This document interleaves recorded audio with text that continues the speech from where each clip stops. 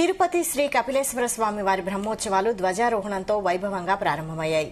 అర్చకుల వేద మంత్రోచ్చారణ, శంఖనాదాలు, శివనామస్మరణ మధ్య ధ్వజారోహణ ఘట్టం శాస్త్రోక్తంగా జరిగింది.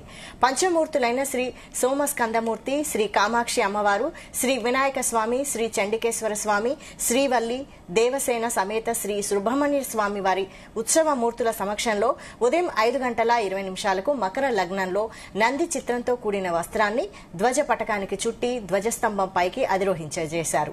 ధ్వజారోహణంలో భాగంగా మొదట ధ్వజపటం అధిరోహణ, ఆ తర్వాత ధ్వజస్తంభానికి అభిషేకం, బలి, నివేదన, దీపారాధన, ఉపచారాలు నిర్వహించారు. ఏడాదికోసారి బ్రహ్మోత్సవాల సందర్భంగా ధ్వజారోహణం రోజున మాత్రమే ధ్వజస్తంభానికి విశేషంగా అభిషేకం చేస్తారు. పెరుగు, చందనం, విభూది, పన్నీరు, పలు రకాల పండ్ల రసాలతో వేడుకగా ధ్వజస్తంభానికి అభిషేకం జరిగింది.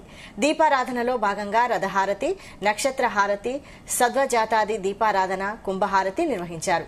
ఆ తర్వాత ఛత్రం, చామరాలు, అద్దం, సూర్యచంద్రులు, విసనకర్ర, ధ్వజంతో ఉపచారాలు చేశారు. అదేవిధంగా ఋగ్వేదం, యజుర్వేదం, సామవేదం, అధర్వణ వేదాల్లోని మంత్రాలను పఠించారు.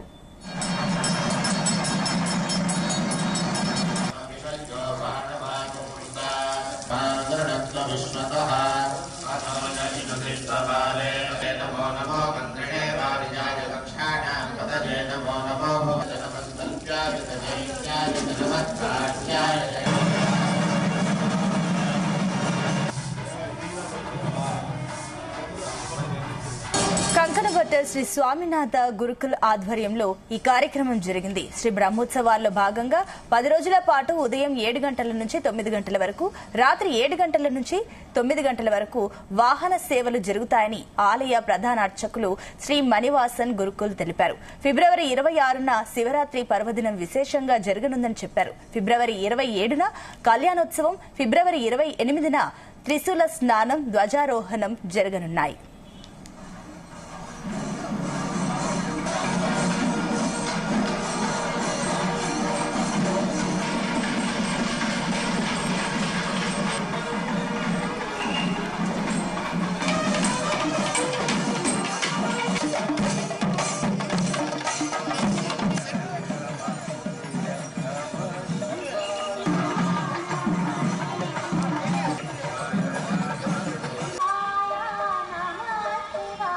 అప్పుడు అస్త సమయం ఉండదు.